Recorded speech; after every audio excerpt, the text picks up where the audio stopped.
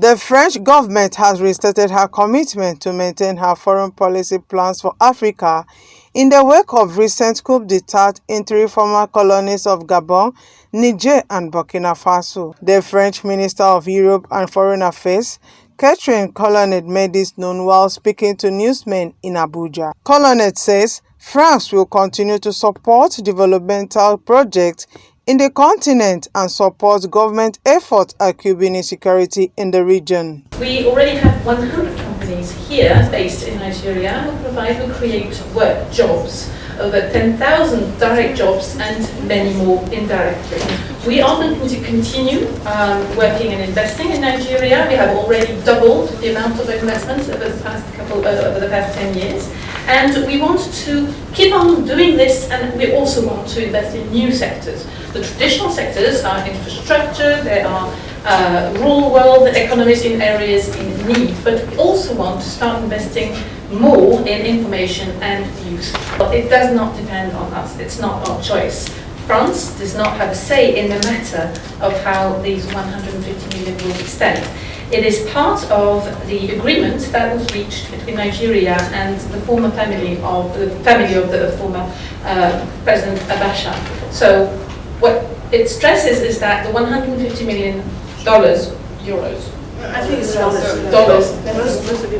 dollars will need to go to the population through grants, and I insist it's going to be grants that will be picked and identified together between us and the Nigerian government. Yeah, but the recent history of French presence in the Niger is not the result of a common colonial past. It is a direct result of a request that was made by Niger's legitimate authorities as a way to fight terrorism on the ground. We were acting on a mission, as requested by legitimate authorities in Niger, as a way to help them to fight armed terrorist forces. And again, I'd like to stress, under Nigerian command, who was in charge of protecting Niger's democratically elected president, was the moment when we would not be in a position to recognize, as with our partners in the international community, to recognize the new authorities.